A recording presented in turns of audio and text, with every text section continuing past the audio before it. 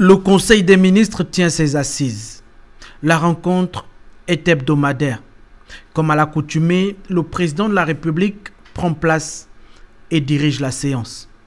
Pour le Premier ministre et toute l'équipe gouvernementale, l'heure est au bouclage et aux ultimes retouches des dossiers.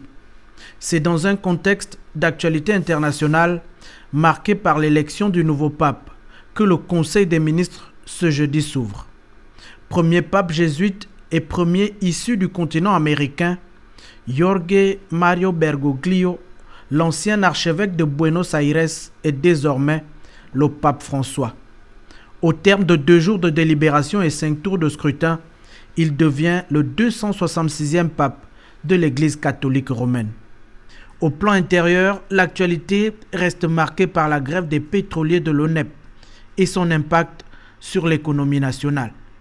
Le tour de table de ce jour se tient au lendemain de la signature d'une convention sur la recherche médicale et l'étude génomique des populations avec l'Institut Pasteur et des universités occidentales de renom. L'acte est inédit pour la santé publique et la recherche médicale au Gabon. L'enjeu du développement vaut bien la tenue de cette séance. Sur la grande table également, l'organisation des journées de la défense et les préparatifs du centenaire de la ville de Mékambo.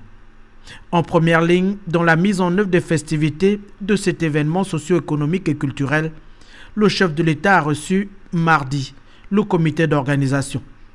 Objectif, faire le point du programme. Dans son volet diplomatique, le Conseil des ministres devrait aussi se pencher sur la prochaine visite du roi du Maroc dans notre pays.